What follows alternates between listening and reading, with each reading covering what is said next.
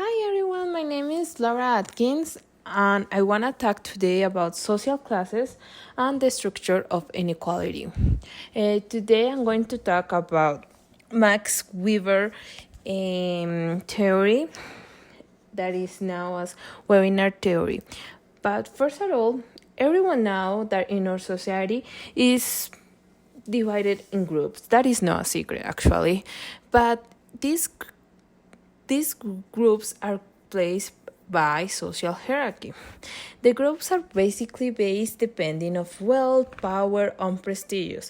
We can locate these groups like, I don't know, maybe in an invisible pyramid where people with more money or prestige or power, they are going to be in the top. People with less money, less wealth, and marginalized from the society are mostly like in the bottom, right? So I have choose to talk about webinar theory by Max Weber that talks about how the means of productions is not the only way that actually we have to get in upper status in this invisible pyramid. It can also be accumulation of wealth consistent of income and property. And for Weber, one of the most important levels in the society has to be with the status, that is interpreted as prestige considering people occupation or also considering the family heritage. That is another kind of prestige. I think that this is pretty fun to learn about it because we can see this actually in modern society, that how this work. A big example of this family heritage comes from the Kardashians. I think that everyone knows who are the Kardashians by now, right? In my case, I know them because they were super popular for the TV show, for Instagram, and these things. But behind this, these people create their fortune and the world and their wealth and their power because their father was a really good lawyer that works in a famous case that was a G.P. Simpson case, and he started building this power and this prestige in this country, right?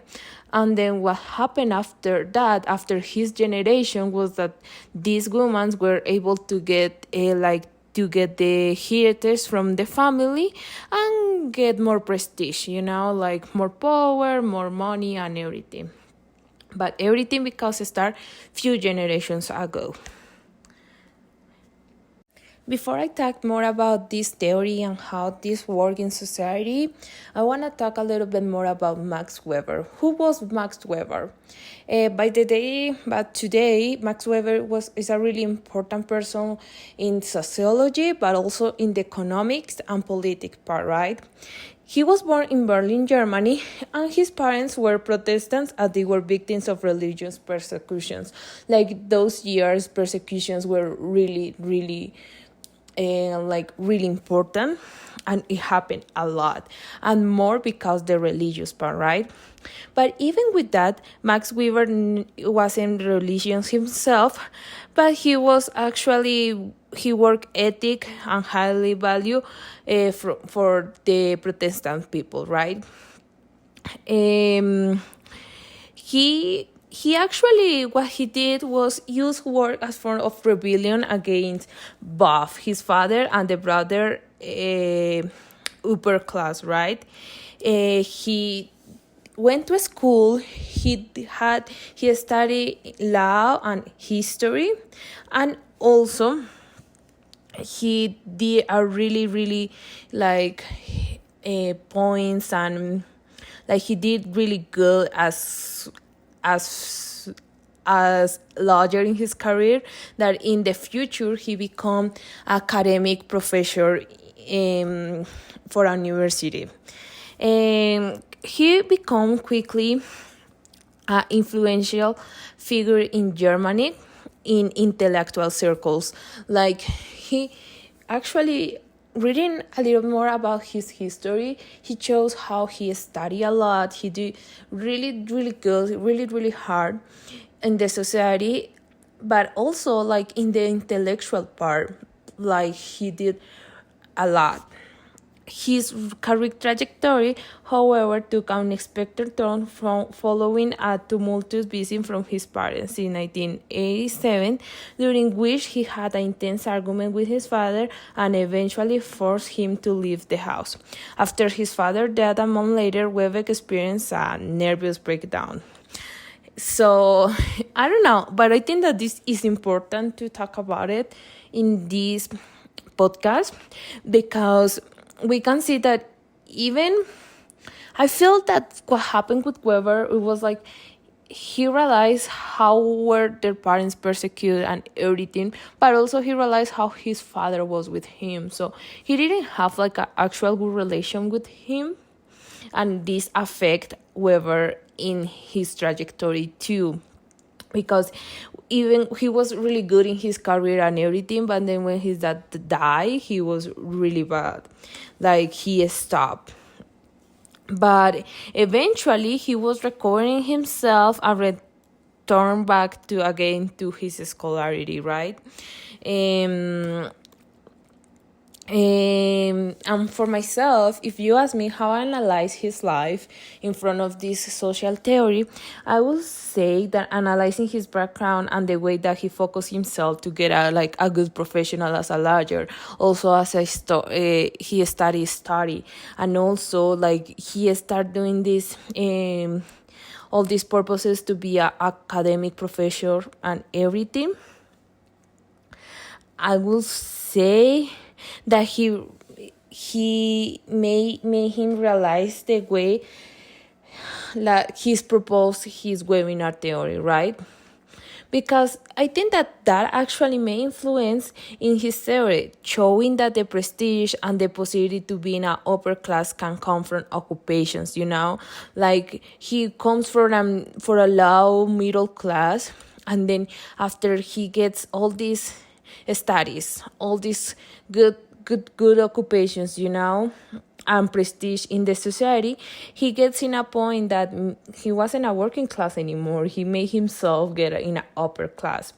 So I think this may affect how he tried to como unificar, like to put in together his own theory, right? Okay, now I actually want to talk a little bit more about the webinar theory in base of social classes, right? For Max Weber, this theory is based in a stratification in society, and is stratified based in three important characteristics. The first of them is social class, the second one is status, and the third one is party. Party is now as the power that the individuals held, right? Weber argued that the means of productions is a term that is used for the physical resources and tools used to create goods and services. An example could be factory, maybe fields of land for production or these kind of things, right? For Weber, this was not the only way to get to a upper class. The status and prestige were another really important way to get to a better social class or to the top class, right? For webinar, exist classes without the classes, and there are subgroups that are organized around individual status and party. Income not always means status for webinar. In many cases, people that, all money. It's funny, I like this word, all money, right? All money, it's mean that comes from people that has money from generations, right? From heritage wealth. So family that comes from many generations with money. Those people are actually with more status than the new money people, the people that are just, they are, maybe a way to say is like new, getting a lot of money or a lot of wealth, right? But for webinar theory talks about four constellations of social class. I can interpret this myself as groups or divisions of social classes, right?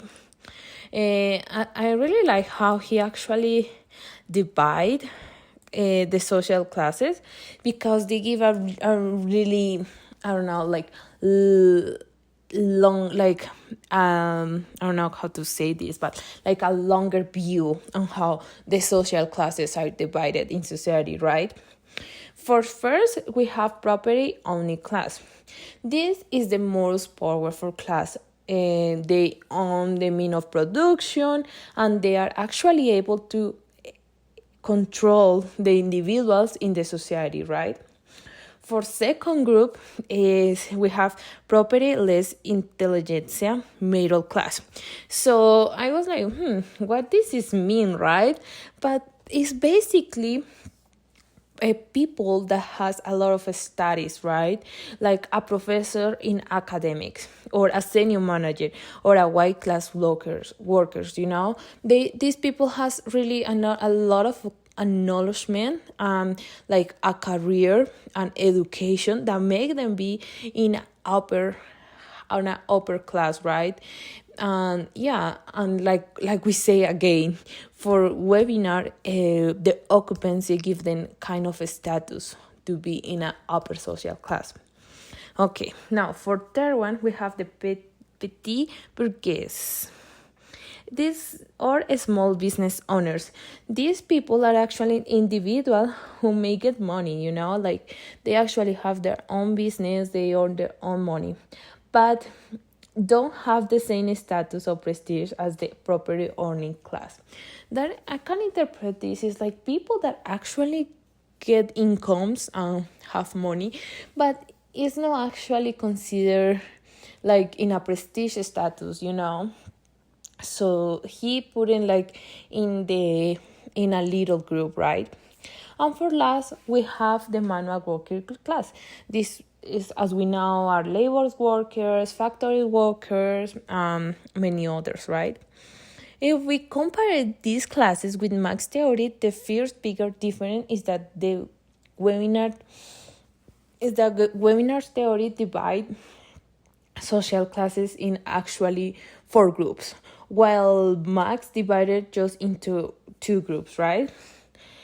This because webinar argument that there are subgroups with different prestige or status, as for example, professors, right? Professors are actually, in a lot of cases, they are considered just middle class.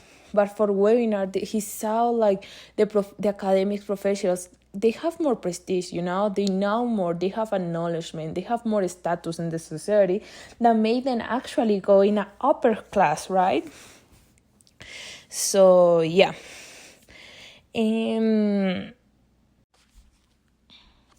As conclusion for webinar, the prestige can come from the occupancy, right? But in other words, it's not the same prestige that have, you know, the same prestige that has a lawyer is not going to be the same that has a janitor, right? Or a labor worker. And this is because from webinar theory, the prestige is other way to get the status and a higher level in social classes. Okay, now I want to apply this webinar theory in a real event and something that is actually present today. And this event is actually happening for the last years, and I will say that for actually many years ago, and it's called climate change, right? For anyone, it's a secret that this problematic is every year worse and worse, right? But the working class and the marginalized communities, especially in the third world country, as are now South America, are the most vulnerable to consequences of climate change. Examples of this could be extreme weather events, rising sea levels, food insecurity, higher prices for food or services. And also, while the upper classes are most likely the ones that contribute more to the greenhouses gas emissions, have more resources to protect themselves from these effects. As we know, according to Weber, social status also comes from occupancy, right? The prestige comes from occupancy. So those who are more educated and with studies are more like engaged with the environment, natural resources, climate change, knowledge, all alternatives to help the climate change or to I don't know alternatives to for the negative effects, right? While while others in the lower class are either aware of this problematic or they are actually economically unable to participate. In many cases, we can see that the environmental activists comes from families with higher social status. And of course, they come also from educational or occupancy background, making them more aware about this situation. As conclusion, webinar theory help us to understand and learn a little bit more about how social classes are actually present in society and how these ones can be divided. With the last example that I talk about it about social climate, we can see how the structure of inequality can also affect the lower classes. Thank you. Thank you for listening. Bye bye.